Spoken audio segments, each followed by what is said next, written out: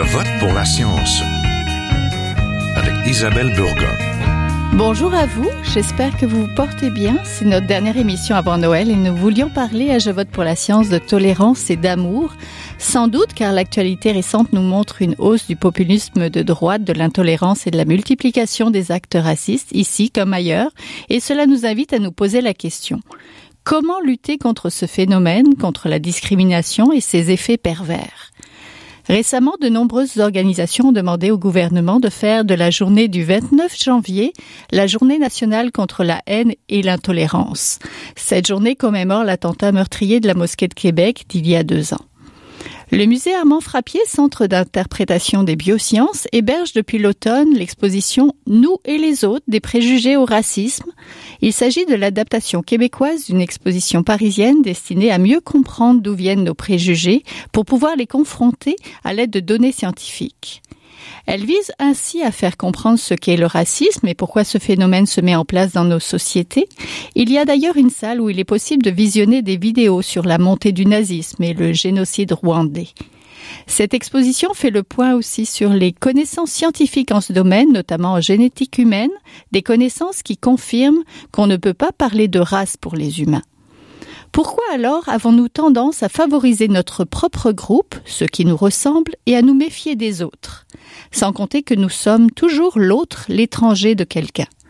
En cette période de célébration, il faudrait plutôt apprendre à ouvrir les yeux bienveillants sur autrui, et la science peut nous aider. Restez là.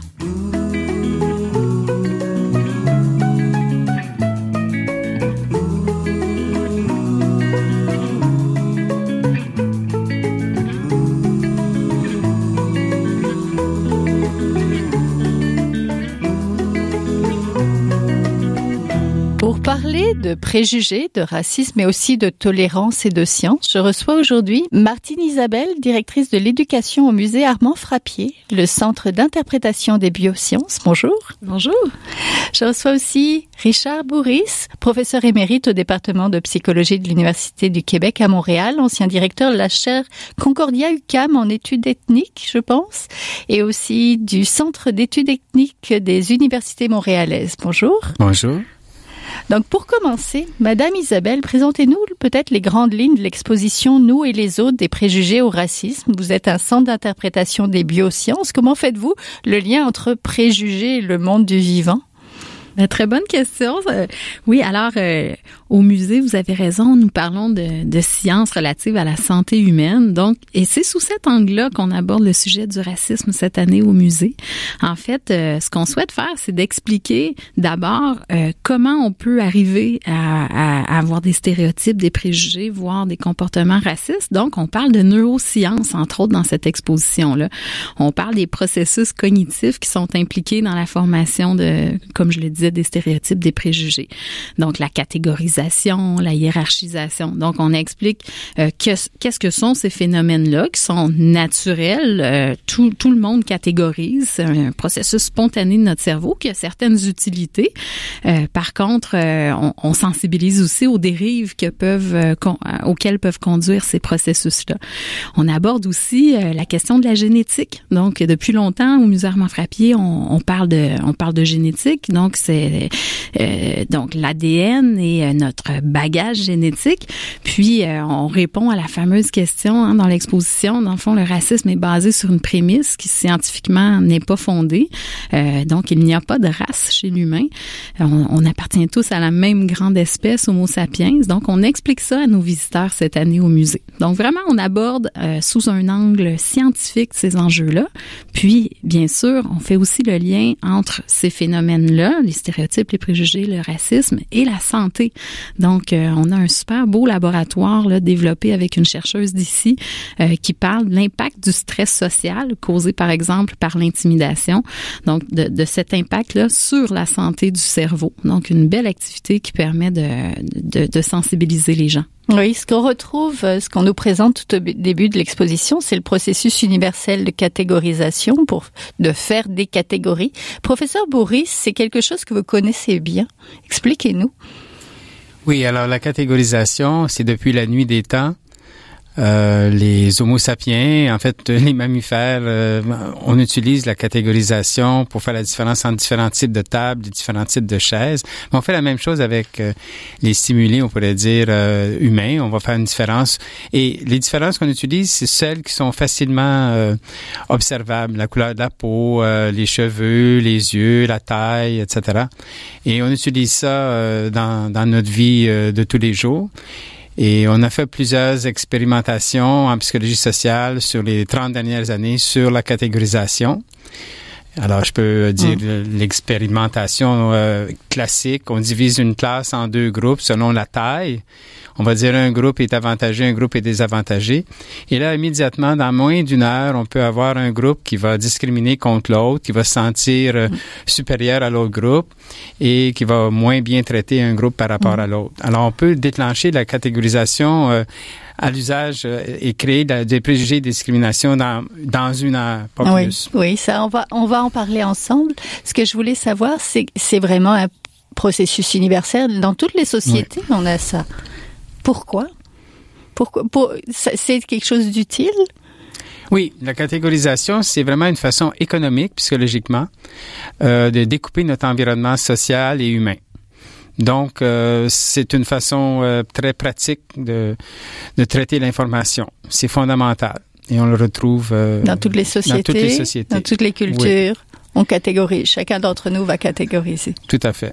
C'est vraiment, si je peux me permettre, un processus cognitif normal de notre cerveau. Puis, ce qu'il faut savoir, en effet, ça permet d'économiser. Notre cerveau, c'est un organe hyper important, hyper gourmand aussi. Donc, il consomme près de 20% de toute l'énergie du corps, alors qu'il pèse seulement 2% du poids.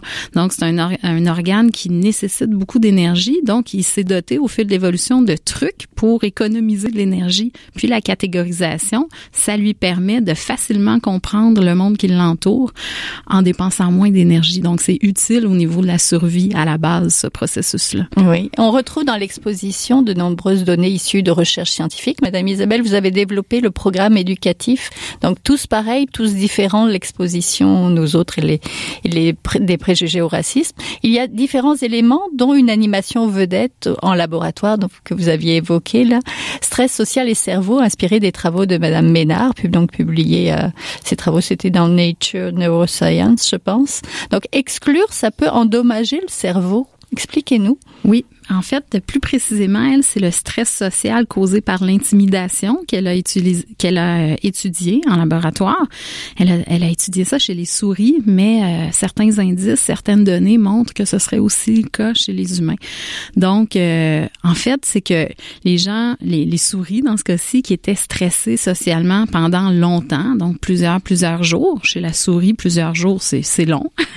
Alors, elle sécrète beaucoup d'une certaine molécule qui s'appelle l'IL-6. Donc, il y en a beaucoup dans leur sang. Puis, par ailleurs, on remarquait des comportements de dépression, c'est-à-dire qu'elles arrêtaient de se nourrir, elles s'isolaient. Il y avait plusieurs indicateurs qui montraient qu'elles étaient déprimées. Pourtant, notre cerveau est bien protégé par une barrière qui, normalement, est étanche à ce type de molécules, à des grosses molécules. Mais elle s'est demandé, est-ce que ça se peut que chez les souris très stressées, cette molécule IL-6 puisse traverser la barrière et aller au cerveau et l'affecter.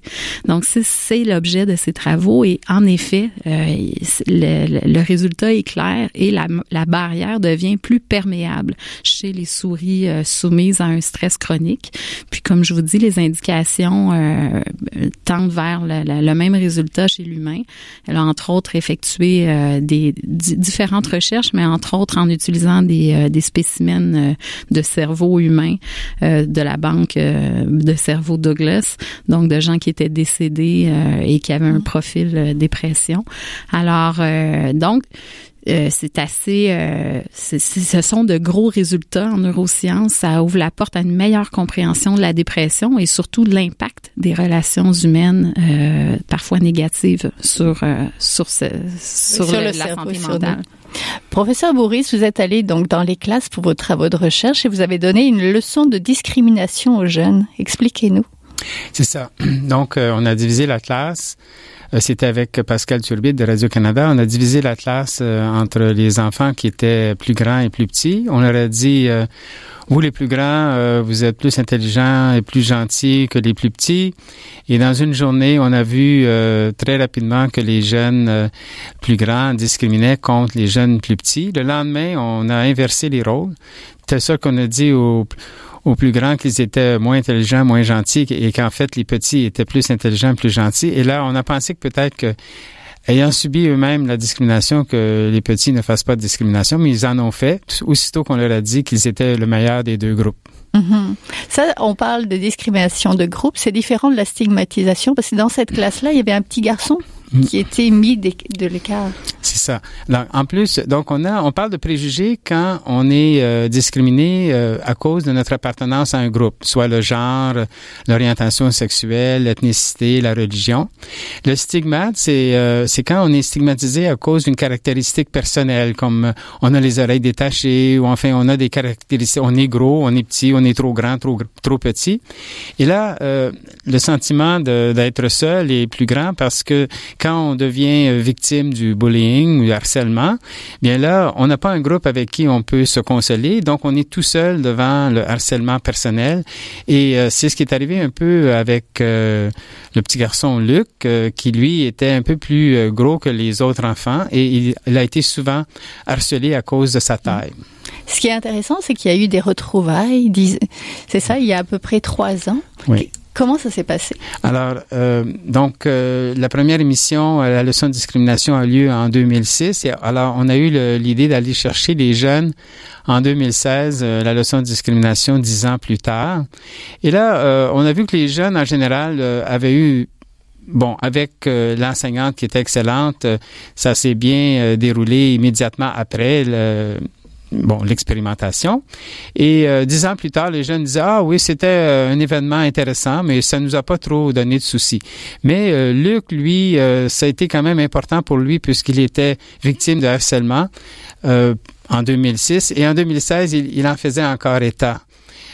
Donc, pour celui qui a été victime de la discrimination individuelle par la stigmate, lui, il s'en souvient très vivement. Oui, et là, ce qu'on remarque dans la littérature à travers les États-Unis, la Grande-Bretagne et un peu plus au Canada, c'est que les personnes qui ont été victimes de discrimination d'une façon systémique.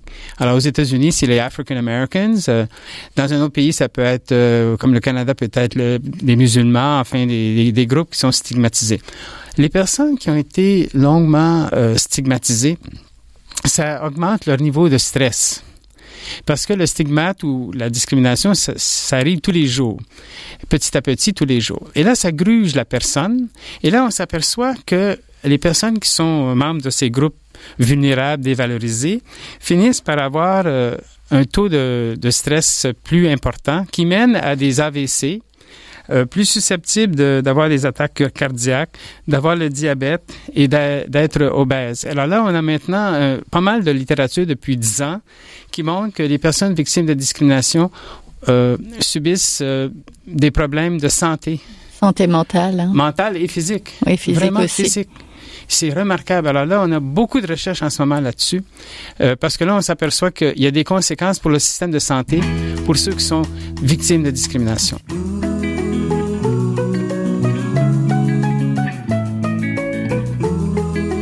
Vous êtes toujours à Je vote pour la science, là où la science rencontre la politique, une émission produite par l'agence Science Presse. Vous pouvez visiter son site internet au sciencepresse.qc.ca. Madame Isabelle, du contenu original québécois a été développé. On y retrouve ainsi du dessin de Jack Goldstein, par exemple, dans votre exposition. Oui. Donc, quels sont-ils et pourquoi avez-vous jugé important d'adapter l'exposition parisienne au Québec? Oui, bonne question. En fait, l'exposition parisienne, à la base, à 90%, elle était très universelle là, parce qu'on parle justement de la catégorisation, hiérarchisation, etc. Donc, tout ça était tout tout aussi valide ici au Québec. Par contre, toute la section sur l'état des lieux, on en est où avec le racisme? Bon, bien sûr que la version parisienne présentait l'état des lieux en France, essentiellement. Donc, nous avons retravaillé ces contenus-là en utilisant donc les statistiques, par exemple. On a utilisé, nous, des statistiques venant de Statistique Canada pour le Québec, mais aussi le Canada. Là, on s'est pas contenté du Québec. Donc, on a mis à jour cette section. Puis oui, des caricatures, on souhaitait rendre accessibles ces contenus-là aussi par l'image. Donc, on a travaillé avec Jacques Goldstein pour illustrer certaines situations qui peuvent être vécues par les gens des minorités les visibles, enfants, par exemple, lorsqu'elles sont au Québec. Puis, c'était le même traitement à Paris. L'illustration était beaucoup utilisée, mais il était question, par exemple, des Roms qui ici au Québec, ça veut moins dire quelque chose. Donc, on a vraiment utilisé des exemples plus québécois à travers ces illustrations-là. Puis, c'est bien parce que ça permet de parler de sujets parfois sensibles, mais avec un moyen plus accessible. Je pense aux enfants de la fin du primaire qui reconnaissent presque à coup sûr les illustrations de Jacques Goldstein, puis ils nous disent c'est pas l'illustrateur des débrouillards ou des explorateurs. Donc c'est parce que c'est important de faire, comme on parle de nous et des autres, de faire résonance finalement chez nous, que les modèles qu'on présente nous parlent, parce que BCBG, Bobo, il y a un peu de traduction pour les Québécois, c'est absolument pas concret. Absolument. Donc justement, dans certains des interactifs de l'exposition, il y a des mots qui étaient typiquement français, ou donc on a ajouté des bulles informatives pour pouvoir expliquer, donner les définitions. Donc c'est à quelques endroits là on jugeait important. Donc et on a, ce qu'il faut savoir aussi, c'est qu'au musée Armand-Frappier, en tout cas, avec les groupes scolaires, les jeunes sont toujours accompagnés par un animateur scientifique, donc qui peut compléter, expliquer aux besoins. Mais pour le grand public, en effet, on a ajouté des petites bulles informatives ici et là pour donner leur juste sur des définitions. Par exemple, le mot banlieusard ou banlieue en France versus ici au Québec n'a pas la même signification. Donc, quand on parle de banlieue en France, c'est les quartiers où très pauvres, etc. Alors qu'ici, ça peut être ça, mais ça peut être aussi un quartier bien aisé, là. Donc, il n'y a pas la même image finalement. Tout à fait. Professeur Bourris, vous êtes un expert dans les domaines de relations intergroupes, d'intégration des immigrants, d'acculturation, de discrimination. Notre époque est propice à de nombreux mouvements d'immigration, mais de nombreuses personnes ont tendance à surestimer le nombre d'immigrants, par exemple au Québec ou à Montréal. Trouvez-vous qu'il y a une montée d'intolérance au Québec, et est-ce que, après on va voir à qui c'est la faute, le taux d'immigrants à Montréal? Bien, à Montréal, nous avons environ 20% d'immigrants. Donc, un immigrant, c'est une personne qui est née ailleurs du pays d'établissement et qui est maintenant établie comme au Québec. Donc, c'est environ 20%. Et en général, on retrouve dans plusieurs pays, plusieurs villes, que les gens ont tendance à exagérer la proportion d'immigrants qui existent dans une ville. Alors, Montréal Pourquoi? Et Paris, c'est deux villes avec 18-20% d'immigrants. Toronto, c'est 50% dans les chiffres, les vrais chiffres.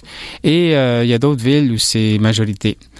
Et donc, chaque ville a son taux d'immigration propre. Et c'est pas tellement le taux et le nombre d'immigrants qui comptent, c'est la façon qu'on gère l'intégration des immigrants qui est vraiment important. Oui, mais pourquoi les gens surestiment? Bien souvent, les gens ont un peu la peur de l'autre parce que justement, ils sont pas familiers avec la culture de l'autre. Et donc, de temps en temps, il peut y avoir des groupes qui vont attiser ces sentiments de peur-là pour des raisons politiques. Et donc, ça crée un climat social qui peut être un peu malsain par rapport à l'accueil de ceux qui sont des étrangers, des différents de nous. En 2018, actuellement, est-ce que vous sentez une montée de cette intolérance-là ou de cette peur de l'autre?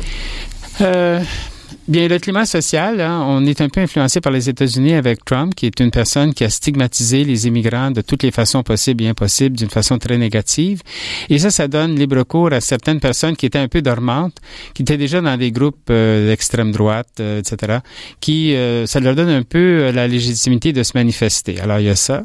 Il y a aussi la montée des crimes haineux qu'on retrouve au Canada et au Québec. Et donc, il y a eu une augmentation des crimes haineux à l'égard des musulmans. à l'égard des Juifs en particulier et des Noirs au Québec comme dans le reste du Canada. Depuis 2017, depuis les données du recensement canadien et des études canadiennes, il y a une augmentation des crimes haineux tels que rapportés par les corps policiers. Donc là, on parle de sévices qui ont été enregistrés au préfet de police ou enfin au commissariat et qui sont considérés par les policiers comme étant vraiment des crimes haineux. Et donc, on a une augmentation des crimes haineux dans le Canada et surtout en Ontario et au Québec. C'est de la faute à qui? C'est de la faute aux médias, à Internet? Ah bien, il y a toutes sortes de facteurs. Donc, on a le climat social que je vous ai décrit concernant les partis politiques. On a l'impact des médias sociaux qui sont accessibles à tous les individus dans le privé de leur salon ou de leur sous-sol. Et là, il y a des sites haineux qu'on retrouve un peu partout dans les médias sociaux et qui donnent toujours la même information qui fait penser qu'il y a trop d'immigrants, que les migrants sont méchants, qu'ils vont vous attaquer, etc., etc. Donc, il y a ces éléments-là. Et autrefois, bien, il y avait aussi dans les médias conventionnels, des fois, il y a un manque de représentation des communautés culturelles et de la diversité culturelle, ethnique et linguistique qui existe dans la ville. On doit bien le représenter. C'est mieux de bien le représenter dans la télévision et dans les chaînes de radio ou de télévision pour donner l'idée que oui, nous sommes diversifiés. Oui, que l'image reflète finalement la société. C'est ça. Mettons-nous en mode solution. Quelle serait la boîte à outils pour combattre les préjugés et la discrimination? Donc, je vous pose la question à tous les deux. Informer, éduquer, faire plus d'expositions comme vous le faites? Je vais prêcher pour ma paroisse, comme on dit. Mais en effet, l'éducation, je pense, c'est une des solutions. C'est pas la seule. On a Rachida Asdou sur notre comité scientifique, puis elle nous dirait que oui, il y a les solutions pédagogiques, mais il y a aussi, parfois, il y a la loi aussi quand ça fonctionne pas, la pédagogie. Mais, donc voilà. Donc, c'est sûr que nous, c'est ce qu'on va faire, là, dans les prochains mois jusqu'en juin 2020, c'est d'éduquer le plus possible les enfants. Là, on les prend dès 5 ans chez nous au musée Armand Frappier, mais jusqu'aux adultes. Là, donc, on peut venir parents-enfants, grands-parents, enfants, en classe, entre amis, pour comprendre. Parce que je crois que, en fait, ce que j'observe, c'est que les gens, à partir du moment où on leur explique ce que c'est la catégorisation, puis c'est quoi un stéréotype, un préjugé, ben déjà, c'est comme si on sème une petite graine, puis après, ce qu'on souhaite, parce qu'une visite au musée, c'est 2h15, on va pas tout changer en 2h15, mais ce qu'on souhaite, c'est de retour à la maison, de retour à l'école, que lorsqu'ils ont une pensée toute faite, un stéréotype qu'ils émettent un préjugé, ben qu'ils aient une espèce de petite cloche qui sonne dans leur tête pour se dire, oh, peut-être que là, c'est un stéréotype et se reprendre. Donc, essayer de trouver un contre-exemple, essayer de se reprendre, de mieux connaître les autres. Donc c'est ce qu'on pense que l'éducation peut être une partie de la solution. Professeur Bourris, rapidement, les solutions? Programme d'accès à l'équité en emploi. Ça, c'est l'élément le plus important. On a beau vouloir changer les attitudes, il faut commencer par changer le comportement. Les programmes d'accès à l'égalité en emploi et d'équité en emploi, c'est à compétences égales. On dit s'il y a 2 candidatures semblables, les 4 groupes cibles des programmes d'équité en emploi, ce sont les femmes, les autochtones, les minorités visibles et les personnes qui sont handicapées physiquement ou mentalement. Donc, à compétences égales, il faut continuer à monter les programmes d'équité en emploi parce que, dans le fond, c'est par l'emploi que l'intégration se fait pour toutes les minorités qui sont vulnérables et souvent stigmatisées. Oui, c'est par l'emploi qu'on va côtoyer finalement la personne différente au quotidien, chaque jour, et changer peut-être justement notre regard sur elle.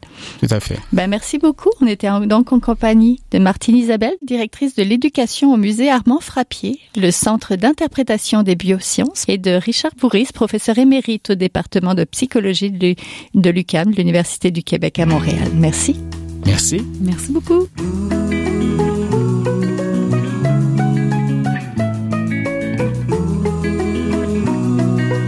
C'est maintenant le temps de passer le micro à notre scientifique éditorialiste, là où un chercheur réagit à un sujet d'actualité.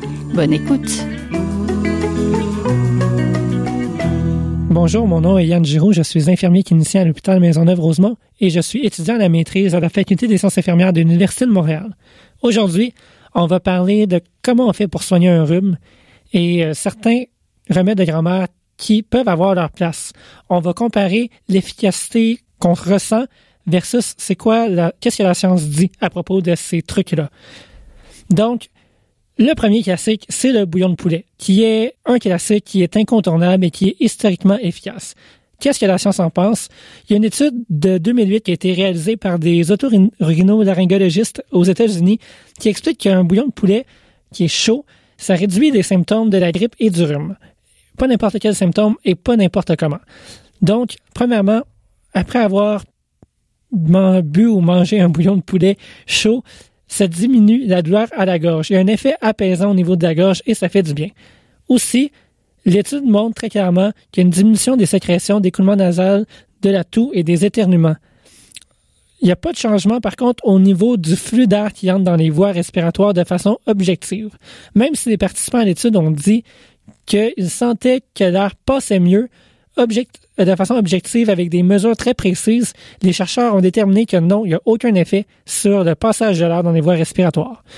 En fait, ce que les médecins croient, c'est que ces effets-là de soulagement des symptômes seraient dus à la stimulation du nerf trijumeau qui diminue l'écoulement nasal et la toux, principalement. Donc, le reste des symptômes serait dû à un effet qui est plus, disons, un effet qui est placebo. L'étude comporte environ 30 participants.